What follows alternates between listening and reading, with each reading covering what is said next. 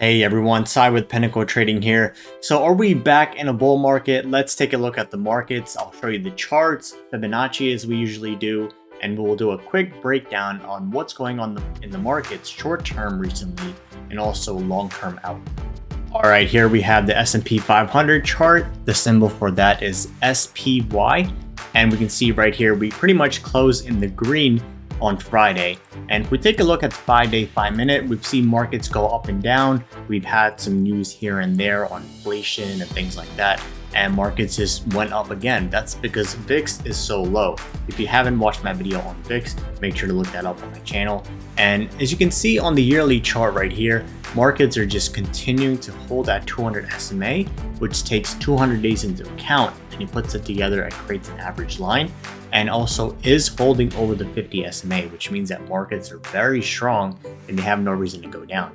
So when you take a quick look at the Fibonacci, I want to break down these couple areas right now. So the big area was that 415, 420 area. Now that we're over that area, we're seeing markets head over to 430. And the next level, big key level we have is every $10 from here. So 440. So when we couldn't break over that 400 level, we kind of knew that markets were just, just flat. They were just going up and down, just in a sideways pattern. But now that inflation is coming down and we've seen markets get a little better, recession, as we talk about, it's been pretty mixed, but there's just so much strong people in the market that people are just buying for long term. Millennials are buying for long term.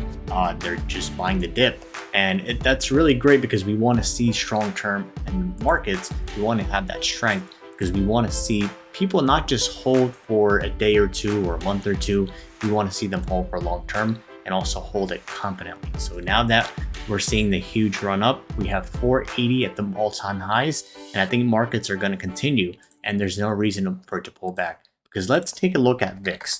So when VIX was in the 20s and 30s area, that's when we saw markets kind of just go up and down. We've seen the fluctuations in the market. Market was still overall making a higher highs as a step, like a staircase pattern, but we see more market volatility. Now that VIX is below 20, well below 20, we've seen it in the low 10s. If it breaks that 10 area, we're going to see market just keep shooting up to all-time highs.